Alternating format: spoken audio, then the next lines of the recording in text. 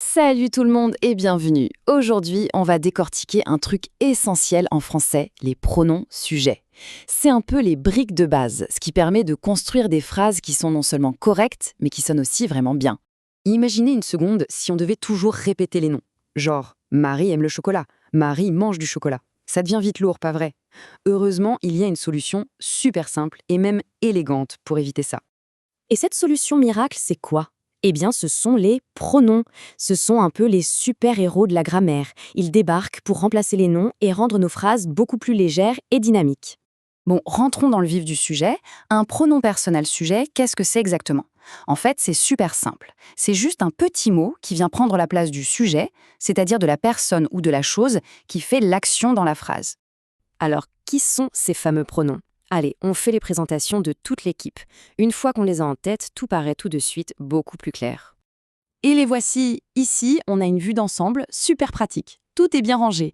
D'un côté, le singulier, de l'autre, le pluriel. Et puis on descend. Première personne, c'est celle qui parle. Deuxième, celle à qui on parle. Et troisième, celle de qui on parle. C'est vraiment la structure de base à connaître. Ok, maintenant qu'on a vu la liste, le plus important, c'est de savoir comment ça marche en pratique, non? C'est là que ça devient vraiment intéressant. On commence par le plus simple, le plus direct, je.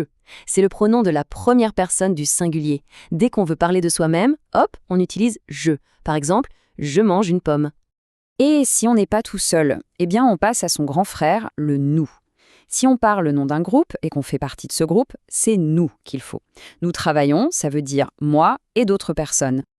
Alors là, attention, on aborde un point super important en français qui peut parfois dérouter. La différence entre tu et vous. Tu, c'est le mode informel, pour une seule personne, un ami, quelqu'un de la famille. Vous, c'est plus complexe. Soit c'est pour être poli avec une seule personne, soit c'est pour parler à un groupe de personnes. Par exemple, dans un contexte familier, on dirait à un ami ou à un enfant « tu es en classe ». C'est proche, c'est direct, c'est « tu ».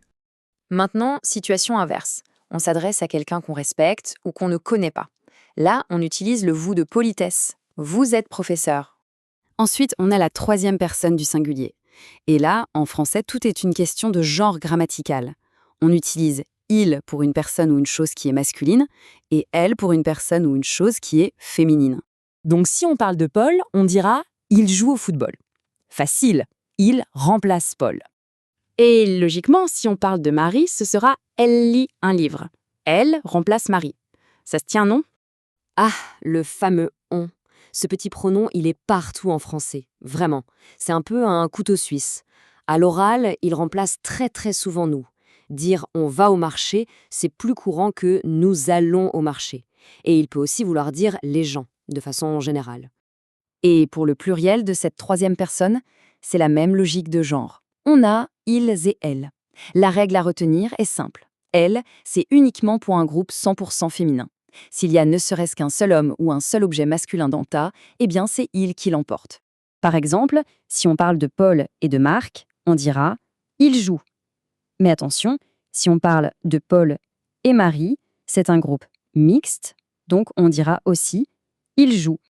Par contre, si on a Marie et Sophie, là, pas de doute, c'est un groupe exclusivement de filles. Donc, on utilise elles. Elles chantent. Allez, on y est presque. Une dernière petite règle, mais elle est super importante à connaître. Elle concerne notre ami le pronom « je ». Alors, voilà le truc. Le « e » du mot « je », il est un peu timide. Il n'aime pas du tout se retrouver juste avant un mot qui commence par une voyelle ou un H muet. Du coup, pour que ça sonne mieux, il disparaît et on met une apostrophe à la place. Je devient J. Ce qui nous donne ceci, l'exemple parfait. On ne dira jamais « je aime », ça accroche à l'oreille, non? On dit « j'aime ». J'aime le chocolat. C'est beaucoup plus fluide, beaucoup plus naturel. Une règle d'or. Bon, récapitulons tout ça avec un exemple concret. On va voir la magie des pronoms en pleine action. Regardez ça. On pourrait dire Marie et Paul jouent.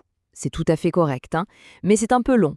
Avec un pronom, hop, on remplace Marie et Paul, un groupe mixte, par il. Et ça donne ils jouent. C'est plus net, plus rapide, plus efficace. Et voilà, le tour d'horizon des pronoms personnels sujets est terminé. Normalement, il ne devrait plus avoir de secret pour qui que ce soit. L'étape suivante, c'est de s'entraîner à les utiliser pour que le français sonne plus, plus naturel. Alors la question est posée, est-on prêt à remplacer le sujet ?